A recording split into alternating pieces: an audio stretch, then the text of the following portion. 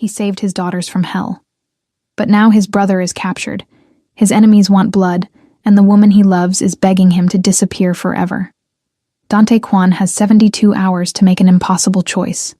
Surrender and die, or fight and risk losing everyone. This is part 3, the final battle, and only one side walks away alive. Let's finish this. Dante stood in the safe house's operations room, surrounded by maps, weapons, and the faces of men who'd followed him into hell before. Marco, his underboss, loyal to the end. 6 of his best soldiers, veterans, killers when necessary. And on the video screen, Victoria, calling from Seoul, her expression unreadable. "You started a war," she said without preamble. "They started it when they took my family. Your family." Her voice dripped with venom. "The secret you kept from me for 3 years. The weakness you swore didn't exist. I never swore that. You married me, Dante. That was the deal. Your empire for their safety. And now you've broken everything by exposing them. Every rival family knows about the translator and her children now. They know you have a weakness, and they'll exploit it until you're dead. Then I'll make sure I'm not the one who dies." Victoria leaned forward, her eyes cold. "The Chen family is withdrawing support. My father says you're a liability, unstable, compromised. They're giving you 48 hours to return to Seoul and fix this, or they're cutting ties completely." "Good. I don't need them." "You need someone. The Serpent Clan has your brother. They've put a bounty on your head, $5 million. Every mercenary, every desperate gangster, every 2-bit criminal in Busan is hunting you right now. You can't fight them all. Watch me." Marco cleared his throat. "Boss, she's not wrong. We've got maybe 20 men we can trust completely. The Serpent Clan has over 100, plus whatever reinforcements the bounty brings. Then we don't fight fair." Dante turned to the maps spread across the table. "The Serpent Clan's headquarters, the fish factory. That's where they're holding my brother?" "Intel confirms it," Marco said. "But it's a fortress. After your rescue operation yesterday, they've tripled security, guards on every entrance, snipers on the roof. No way in without a full-scale assault. So we give them one." Everyone in the room went quiet. Victoria's voice came through the speaker, sharp with disbelief. "You're insane. A direct assault on a fortified position with 100 armed men? That's suicide." "No, it's a distraction." Dante's finger traced a line on the map. "We hit them from the front. Loud, aggressive. Make them think we're trying to storm the building, while they're focused on the main force. You go in the back," Marco finished, understanding dawning. "Like yesterday. Exactly like yesterday. Only this time I'm not rescuing hostages. I'm ending this." "By ending, you mean?" "I mean the Serpent Clan leadership. All of them. In one room, one strike." His eyes were cold. "We cut off the head, the body dies." One of his soldiers spoke up. "Boss, even if we get in, getting out alive is optional." Dante's voice was steel. "I'm not asking anyone to follow me on this. It's a suicide mission. I know that. But my brother is in there, and I'm bringing him out. Anyone who wants to leave, do it now. No judgment." Nobody moved. Marco smiled grimly. "We followed you this far. Might as well see it through." The others nodded. Dante felt something tighten in his chest. Loyalty. Brotherhood. The kind of bonds his father said only the organization could provide. Maybe the old bastard was right about one thing. "We move at dawn," Dante said. "Get some rest. Tomorrow, we end this war." The soldiers filed out, leaving Dante alone with Victoria's image on the screen. "You're really doing this," she said quietly. "Yes, you'll die. Probably. And the translator? The children? What happens to them when you're dead and the Serpent Clan comes for revenge?" That stopped him. Because she was right. Even if he killed the leadership, the organization would survive. And they'd come for Amara and the girls eventually. Unless... "What if I gave you something?" Dante said slowly. "What could you possibly give me that I want?" "The Serpent Clan's entire operation. Territory, assets, everything. You wanted to consolidate Seoul's underground? Take Busan too. Expand the Chen Empire, all of it. In exchange for one thing. Victoria's eyes narrowed. What thing? Protection. For Amara Baptiste and her 3 daughters. Permanent. Ironclad. They become untouchable. Any family that threatens them answers to the Chens. They live quiet lives, safe, anonymous. And you become the most powerful family in Korea. Silence. Then, you'd give me an entire city to protect your bastard children? Yes. Why should I believe you'd honor this deal? Because I'll be dead. This isn't a negotiation. It's a will. My final act. I give you Busan. You give them safety. That's the deal. Victoria was quiet for a long moment, her calculating mind working through angles. If I agree, she said finally, you can never contact them again. Ever. They have to believe you're dead. Really dead. No secret messages, no surveillance, nothing. You become a ghost. I can live with that.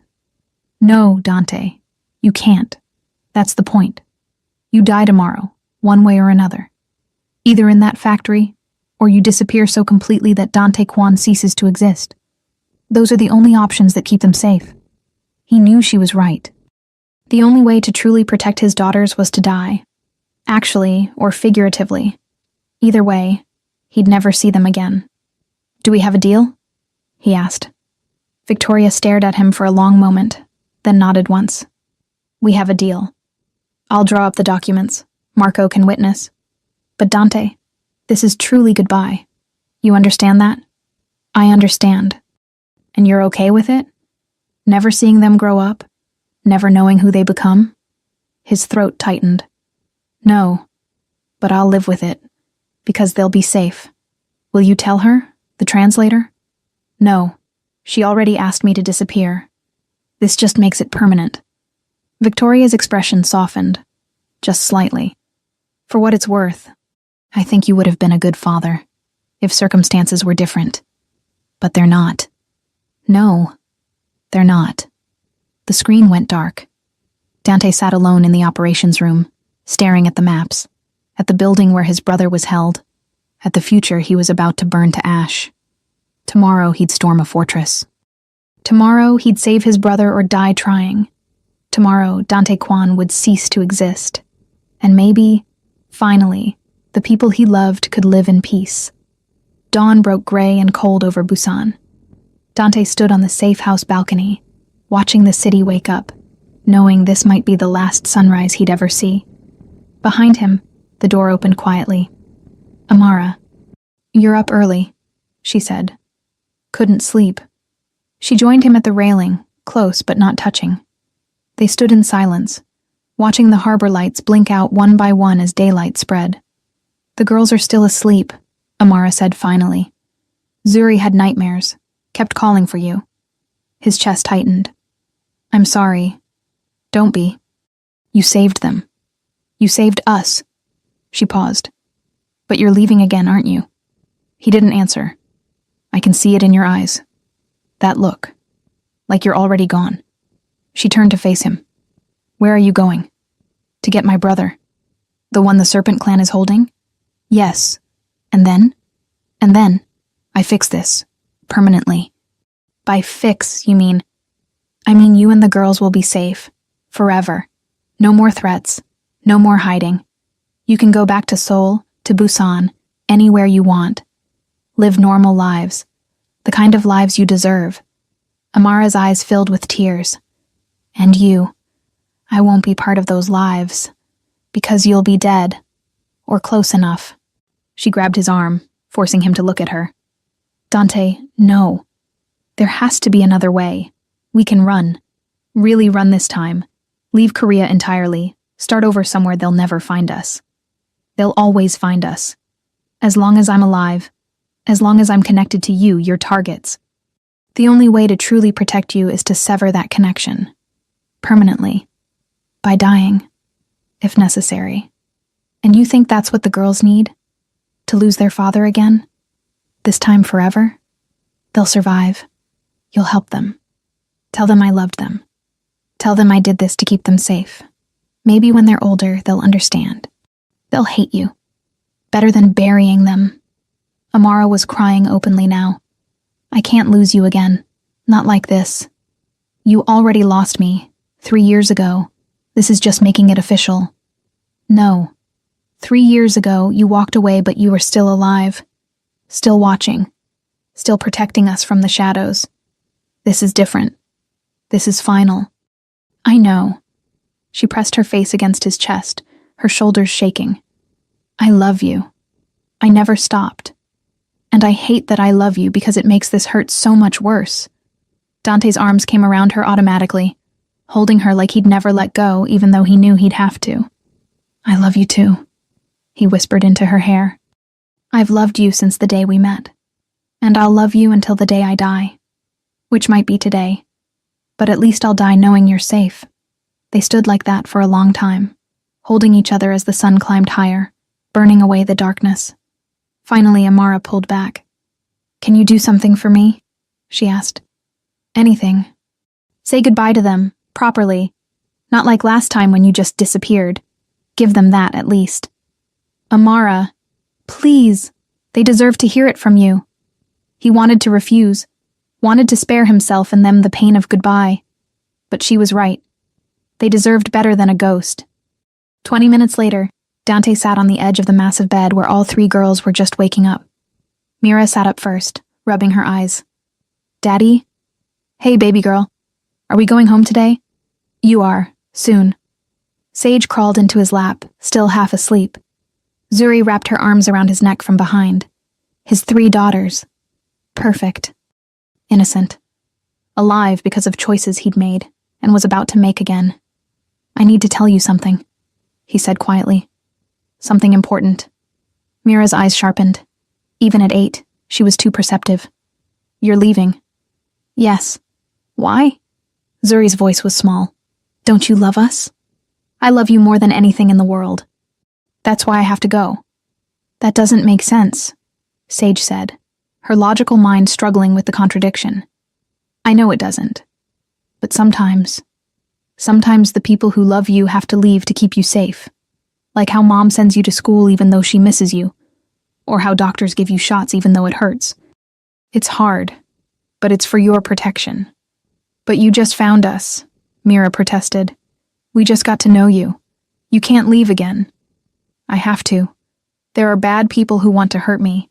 And if I stay close to you, they'll hurt you to get to me. I can't let that happen.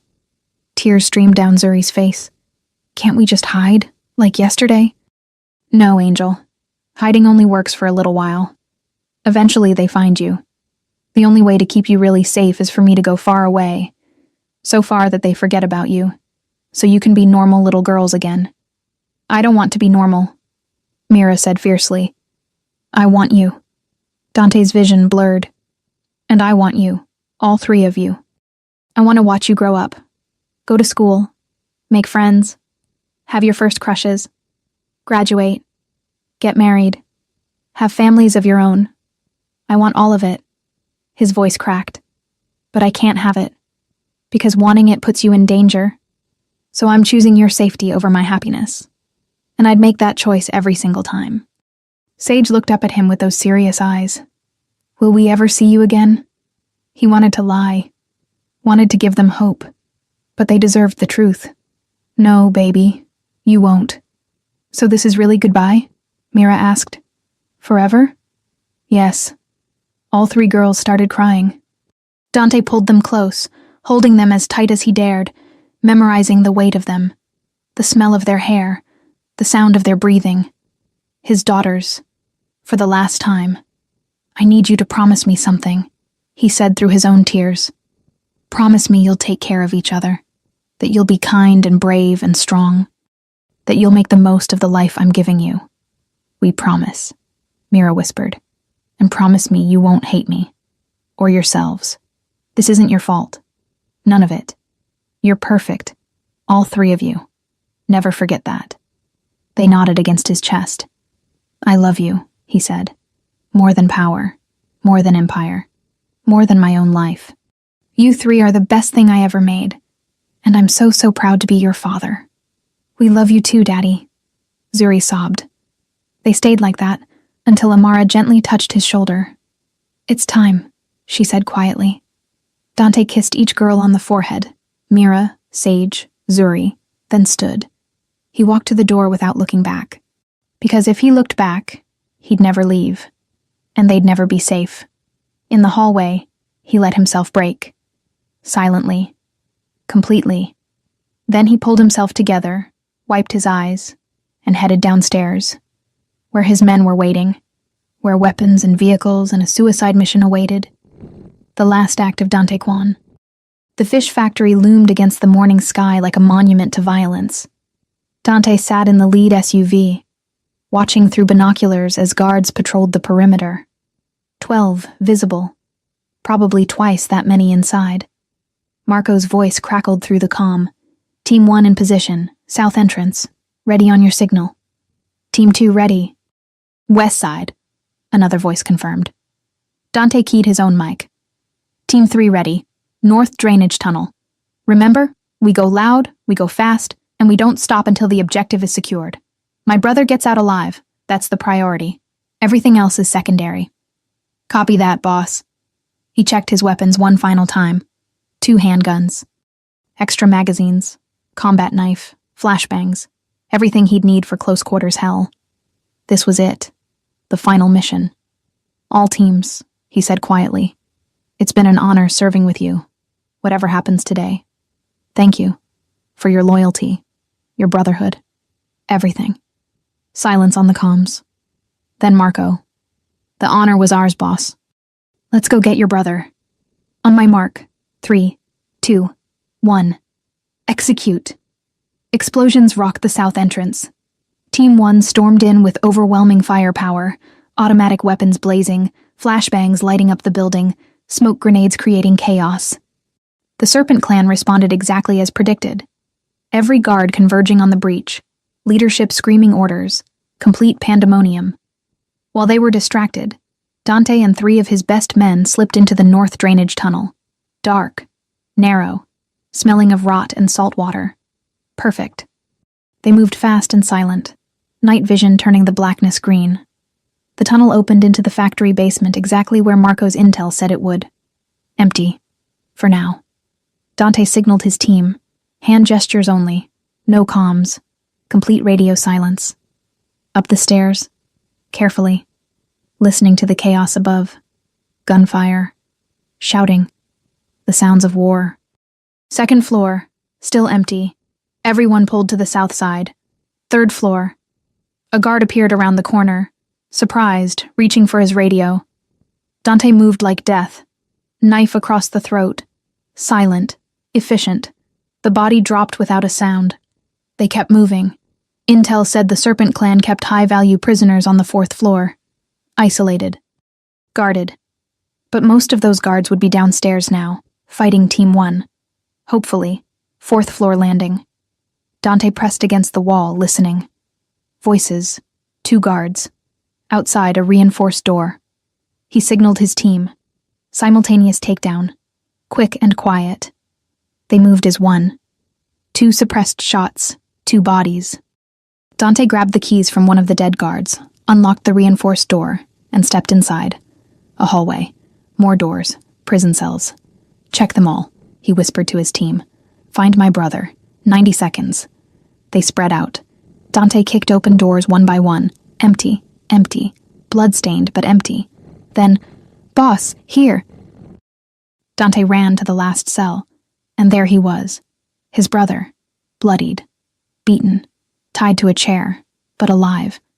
"Dante?" His brother's voice was weak, disbelieving. "You came." "Of course I came, you idiot." Dante cut the ropes with quick, efficient movements. "Can you walk?" "I think so." "Good, because we're leaving. Now." He pulled his brother up, supporting his weight. His team formed a protective corridor around them. They made it back to the stairwell before the alarm went off. Loud. Piercing. Someone had found the dead guards. "Go, go, go!" Dante shouted into his comm. "Package secured! All teams extract!" They ran. Down the stairs. Guards appearing behind them. Bullets punching through walls. Dante returned fire without looking. his team providing covering fire as they descended. Second floor, first floor, basement, the drainage tunnel entrance right ahead. An explosion rocked the building. The tunnel collapsed in a shower of concrete and steel. Their escape route. Gone. "Alternate exit!" Dante barked. "East loading dock!" They changed direction, running through the factory's guts, his brother stumbling but keeping pace. Behind them, footsteps, shouts. The Serpent Clan converging. They burst through the loading dock door into daylight and stopped. 20 men, all armed, all aiming directly at them. And in the center, smiling like a demon, the Serpent Clan's leader, Dante Quan, he said pleasantly. "We've been expecting you." It was a trap. All of it. They'd known he was coming. Dante's mind raced. No way forward. Guards behind. 20 guns pointed at him and his team. His brother clutched his arm. "I'm sorry. They made me tell them. The rescue plan. They tortured me until I gave them everything." And just like that, Dante understood. The video, the threat, the whole setup. It was never about his brother. It was about luring Dante into a kill box. And it had worked. The serpent leader raised his hand. "Weapons down, or everyone dies. Starting with your brother." Dante met his team's eyes. They were ready to fight, ready to die. But his brother, beaten, tortured, barely standing, would be the first casualty. Slowly, Dante lowered his weapon. His team followed suit. "Smart choice," the leader said. "Now, on your knees, all of you." They knelt. Execution position. The leader walked forward, pulling out a handgun, pressing it against Dante's forehead. "Any last words?" Dante smiled. "Just one. Duck." The leader's expression shifted to confusion. Then the building exploded. To be continued. The explosion came from everywhere and nowhere. Walls erupted outward in massive fireballs. The loading dock floor buckled and cracked. Metal beams screamed as they twisted and fell. The 20 Serpent Clan soldiers didn't even have time to scream before fire consumed them. Dante had already moved, grabbing his brother, throwing him behind a concrete barrier, his team following his lead with practiced precision. The world became heat and noise and chaos. When the initial blast cleared, the fish factory was an inferno. Half the building collapsed, bodies everywhere, survivors screaming, running, burning. The Serpent Clan leader lay 10 feet away, half his body crushed under debris, still alive but barely. Dante stood, helped his brother up, checked his team. 2 injured but mobile. Everyone else intact. "What the hell was that?" His brother gasped. "Insurance," Dante said. "Marco, report." Marco's voice crackled through the damaged comm. "Charges were planted perfectly, boss. Thermal detonators in the building's support columns. I waited until you gave the signal. Duck wasn't exactly subtle. You're alive, aren't you?" "Fair point." Dante walked over to the Serpent Clan leader, knelt beside the dying man. You destroyed everything." The leader wheezed, blood bubbling from his lips. "That was the point. Your organization, your power, your threat to my family. All of it. Ashes." Dante leaned closer. "You made one mistake. You thought taking my brother would break me. Instead, it just reminded me what I'm willing to burn down to protect the people I love. The other families will come for you. Let them. I'll be ready." The leader's eyes went vacant. Dead. Dante stood, surveying the burning ruins of the Serpent Clan's headquarters. Around him, sirens wailed. Police. Fire department. Too late to matter. "We need to move," Marco said, appearing through the smoke with the rest of Team 1. "Authorities will be here in minutes." The other teams? Everyone made it out. Some injuries. No fatalities on our side. Miracle. Or maybe just excellent planning and a willingness to blow everything to hell. They loaded into the waiting SUVs and vanished into Busan's morning traffic before the first police car arrived. Behind them, the fish factory burned like a funeral pyre. The Serpent Clan's empire. Reduced to ash in a single morning. 2 hours later, Dante sat in the safe house's medical room while a doctor patched up his brother's wounds. "You're an idiot," his brother said, wincing as the doctor cleaned a gash on his forehead. You could have died. So could you. I'm not the one with a wife, an empire, and 3 secret daughters depending on me. Dante's expression darkened. The daughters aren't secret anymore, and the wife. That's complicated. Everything about your life is complicated. Fair. His brother grabbed his hand. Thank you. For coming. For risking everything. I know what it cost you. You're my brother. There was never a question. Still, thank you. They sat in comfortable silence while the doctor finished his work. Then Marco appeared in the doorway. Boss, Victoria's calling. She says it's urgent. Dante stepped into the hallway, took the phone. I saw the news, Victoria said without preamble. The fish factory, the explosion. Very subtle. I got my brother back. And started a war with every criminal organization in Korea. Congratulations. The Serpent Clan is finished. Their leadership is dead. Their territory is up for grabs. I'm offering it to you, remember? That was the deal. The deal was, you disappear after this, completely. You become a ghost. I will. When? Soon. I need to make sure my brother is safe. That Amara and the girls are settled. That... Dante. Victoria's voice softened, just slightly. You can't keep delaying. The longer you stay connected to them, the more danger they're in. You know this. She was right. Again. I know. There's a private plane waiting at Gimpo Airport, Seoul. Tomorrow at midnight. Be on it. Alone.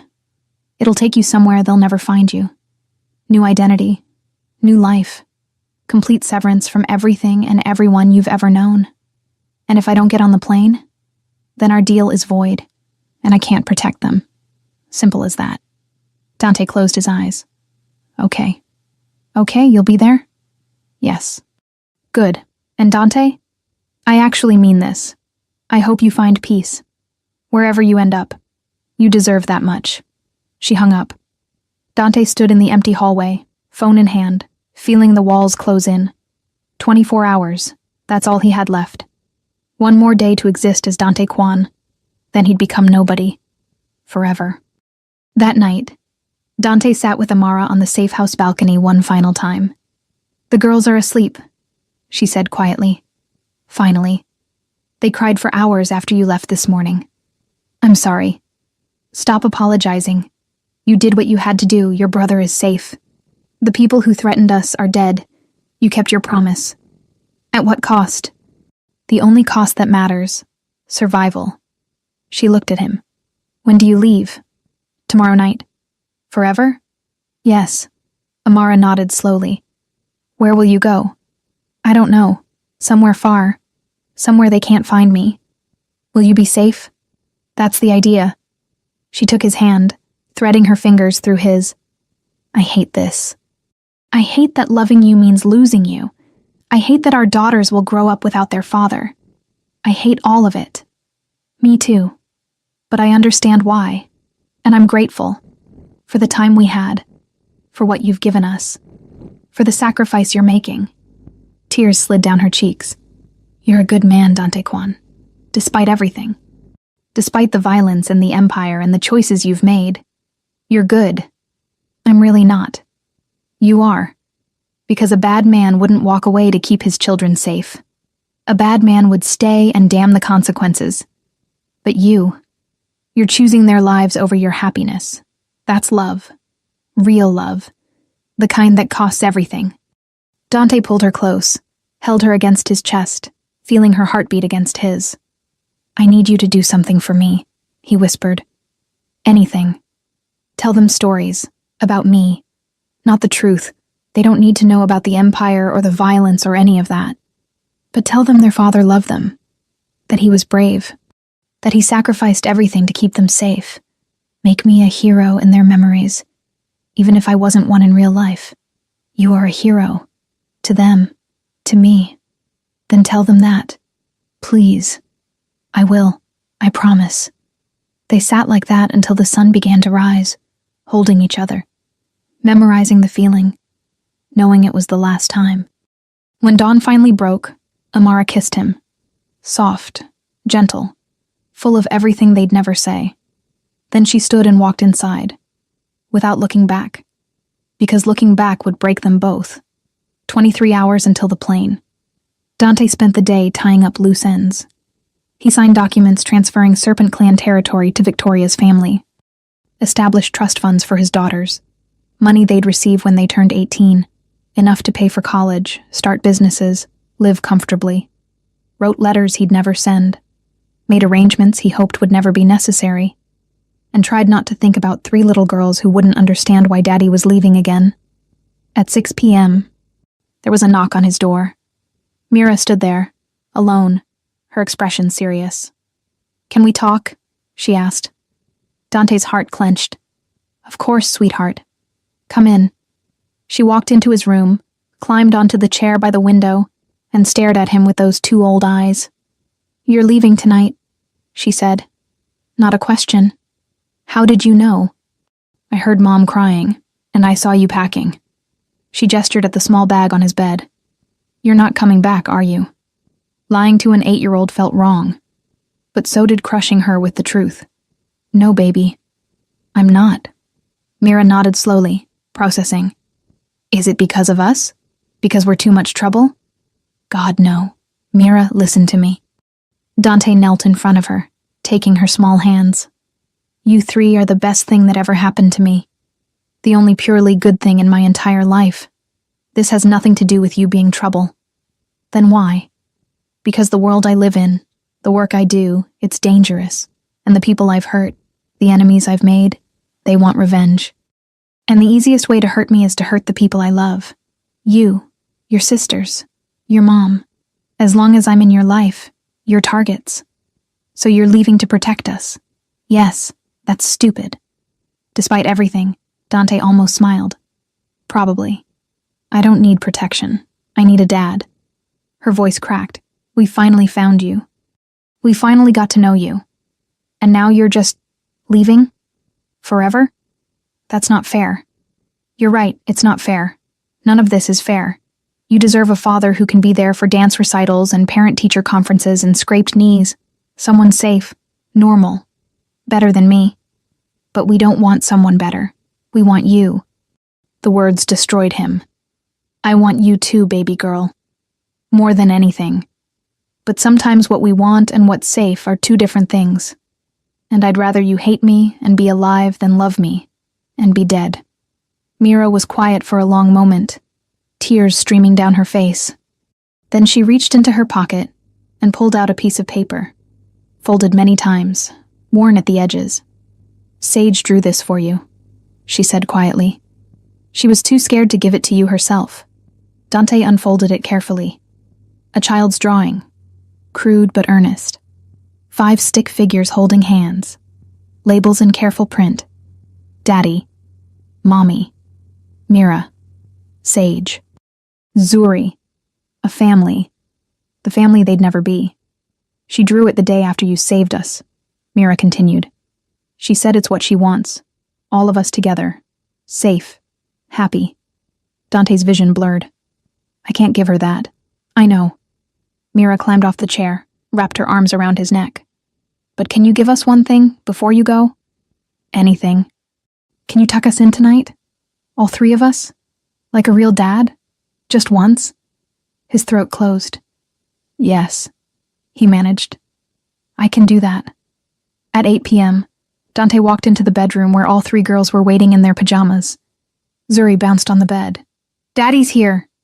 Sage smiled shyly, clutching the stuffed rabbit Amara had bought her. Mira just watched him with those knowing eyes. "All right, angels," Dante said, his voice carefully steady. "Into bed. All of you." They scrambled under the covers, Mira on the left, Sage in the middle, Zuri on the right, just like they'd probably slept as babies. Dante sat on the edge of the bed, and immediately all 3 gravitated toward him. Zuri grabbed his hand. Sage leaned against his shoulder. Mira just watched, memorizing. "Tell us a story," Zuri said. "Please?" "What kind of story?" "A happy one, where nobody leaves and everyone stays together forever." Dante's chest ached. "Okay, let me think." He took a breath. "Once upon a time, there was a man who lived in a very big, very lonely castle. He had everything: money, power, people who listened to him. But he wasn't happy, because castles are cold, and power doesn't keep you warm at night. Was he a prince? Sage asked. Sort of, but not a good one. He'd made a lot of mistakes, hurt a lot of people, and he thought that's all he'd ever be. Someone cold and alone in a cold, lonely castle. Then what happened? Zuri breathed. Then one day, he met a beautiful, brave woman, and she was different from everyone else. She wasn't afraid of him. She saw past the castle and the power and saw just him, a lonely man who'd forgotten how to be anything else. Did he love her? Mira asked quietly. More than anything. But he was scared, because he'd spent his whole life learning that love was dangerous, that caring about people got them hurt. So even though he loved her with everything in his heart, he left, walked away, chose his lonely castle over her. That's sad, Sage whispered. It was. The saddest thing he'd ever done. But then, years later, he discovered something miraculous. The woman he'd loved had 3 daughters, 3 perfect, brave, beautiful girls. And they were his, part of him, the best parts. All 3 girls were wrapped, hanging on every word. And for the first time in his life, the man felt complete, like all those years of loneliness had led to this moment. These 3 miracles, his daughters. Did he stay with them? Zuri asked hopefully. Dante's voice grew softer. He wanted to, more than anything in the entire world. But the man had enemies, bad people who wanted to hurt him. And they discovered his greatest weakness, his daughters, the 3 people he loved most in the world. So the man had a choice: stay with them and put them in constant danger, or leave and keep them safe. What did he choose? Mira's voice was barely a whisper. He chose them, their safety over his happiness, their future over his present. He chose to love them so much that he'd give up everything, even being their father, just to know they'd be okay. Silence. Then Zuri. Did the daughters understand? Not at first. They were young. They thought he was leaving because he didn't love them. But he did. He loved them more than castles or power or anything else. He loved them enough to become a ghost, to disappear so completely that the bad people would forget they ever existed. And then the daughters grew up. Safe, happy, loved by their mother and each other. They went to good schools, made friends, had adventures, lived beautiful, normal lives, everything their father wanted for them. But what about the father?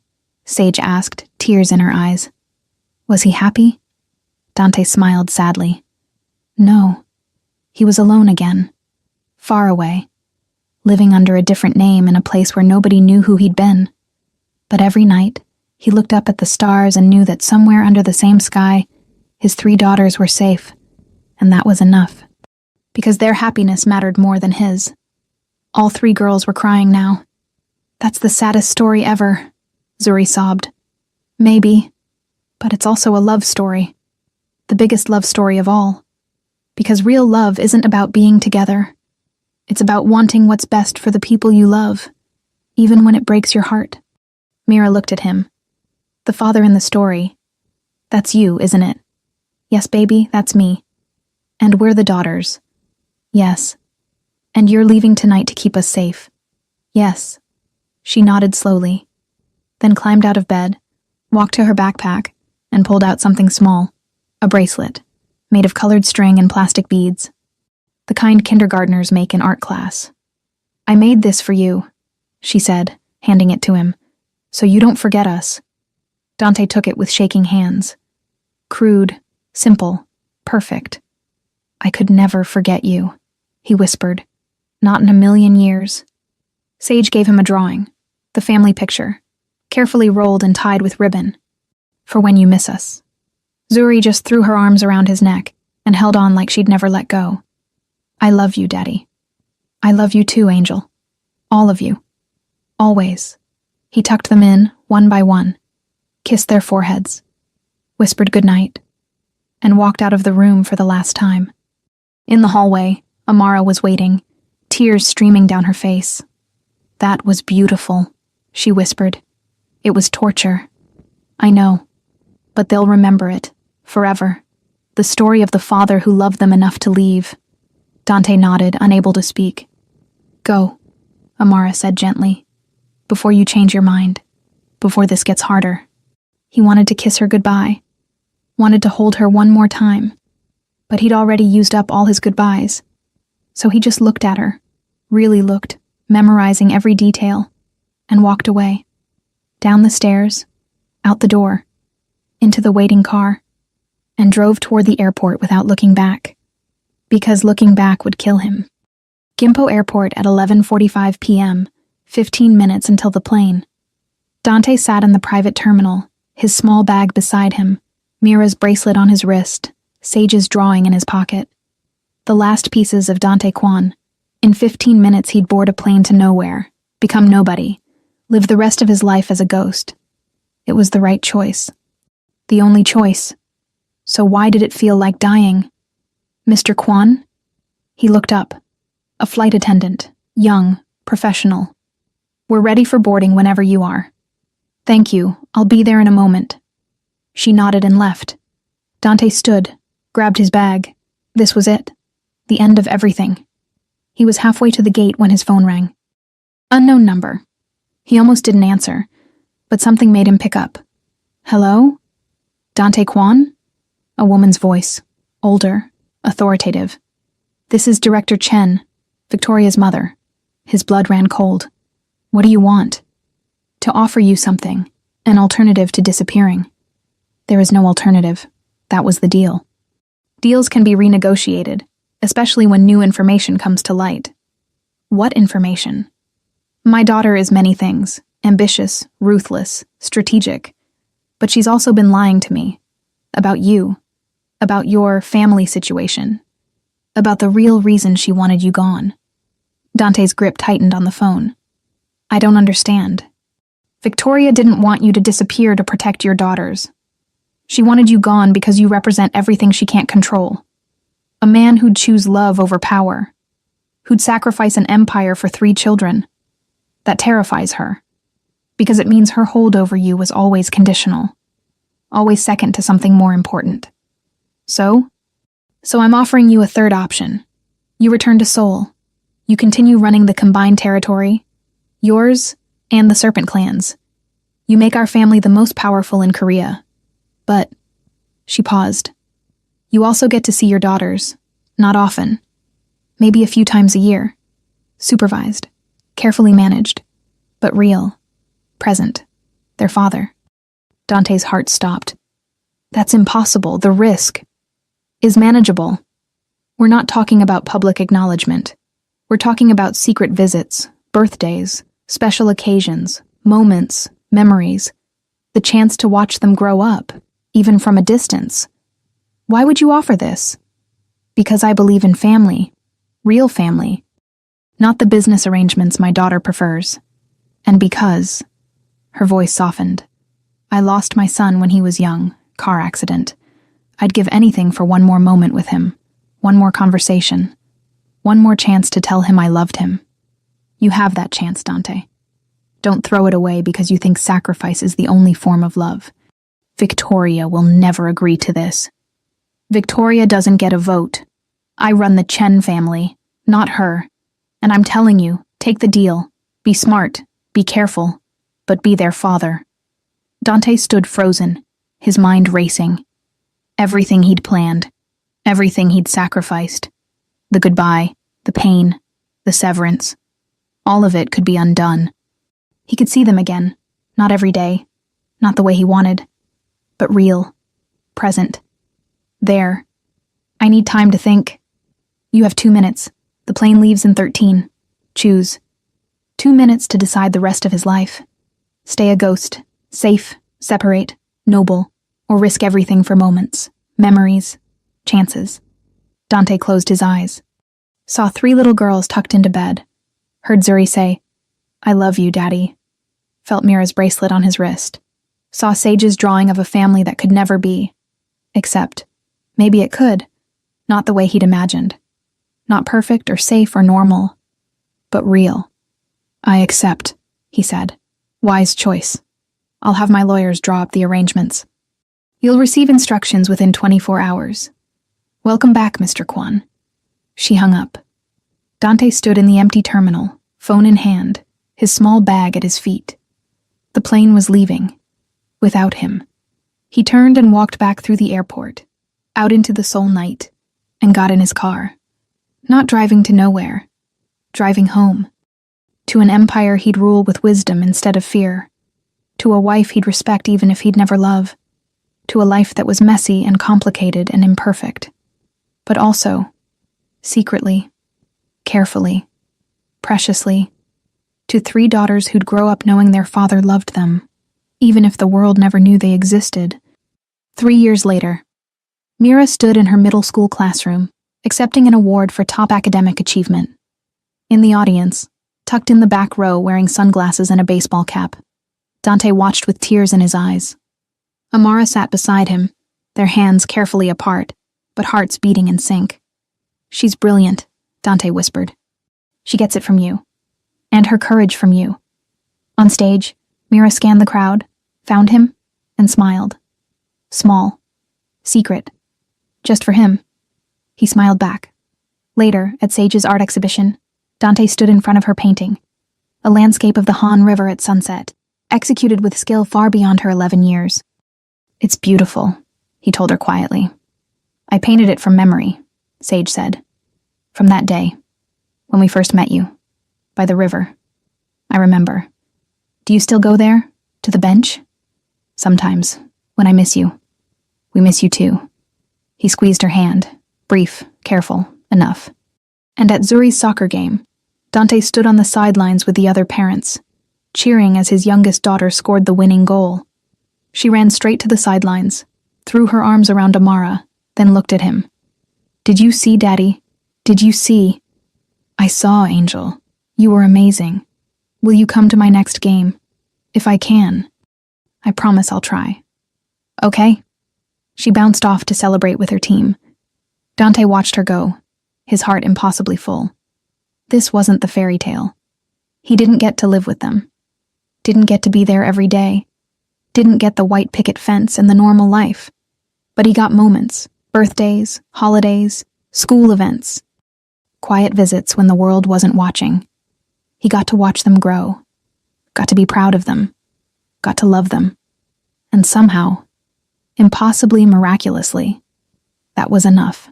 15 years later, Dante stood in the audience at Seoul National University, watching Mira give the valedictorian speech, 23 years old, brilliant, confident, everything he'd hoped she'd become.